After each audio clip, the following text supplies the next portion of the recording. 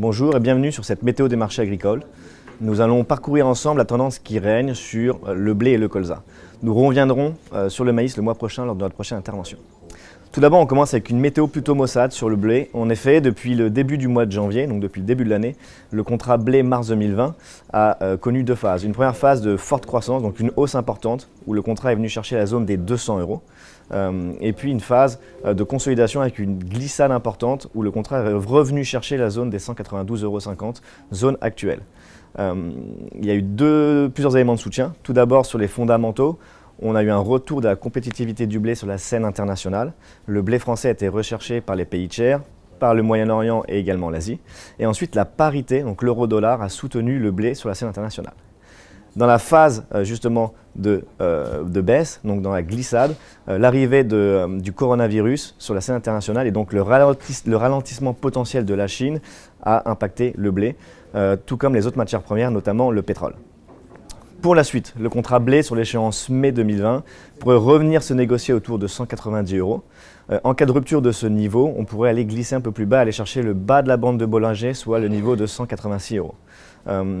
L'incertitude sur le graphique est clairement présente, avec un retour du contrat blé-mai sous la moyenne mobile 25 jours.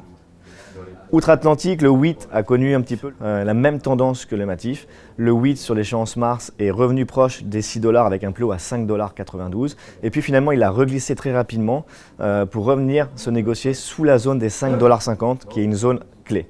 Pour la suite, la tendance haussière est un petit peu remise en question pour le moment. En effet, le retour sous la zone des 5,50 $ pourrait envoyer le contrat wheat sous la zone des 5,30 $. Autre élément à suivre dans les prochaines semaines, la météo sur la mer Noire. La Russie, pour le moment, on a des températures plutôt clémentes. Il n'y a pas de prime de risque sur les marchés, sans autre catalyseur haussier. Normalement, nous devrions observer une phase de consolidation baissière jusqu'à fin mars. Nous allons poursuivre cette météo des marchés avec une météo plutôt pluvieuse sur le colza et le soja.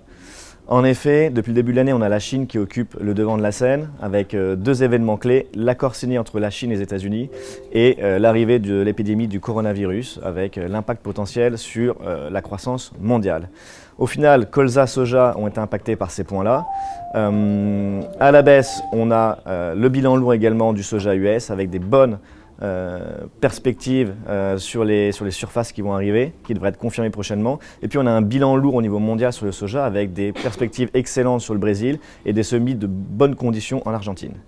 L'huile de palme a également été très volatile. La forte baisse sur l'huile de palme a également impacté le colza. Au final, le colza sur l'échéance mai 2020 a baissé de 12 € avec un retour sous la zone des 400 €, donc un niveau clé.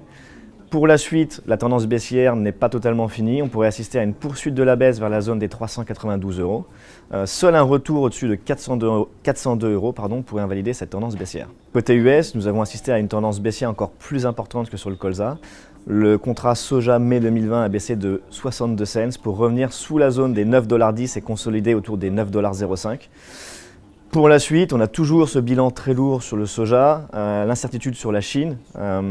Au final, le contrat pourrait revenir chercher la zone des 8,75 $. Seul un retour au-dessus des 9,30 $, voire 9,40 $ pourrait invalider le scénario de baisse. Dans les événements à suivre, il y a l'Outlook Forum le 21 février prochain, sur lequel les surfaces de soja seront publiées. On s'attend à une hausse des surfaces de soja.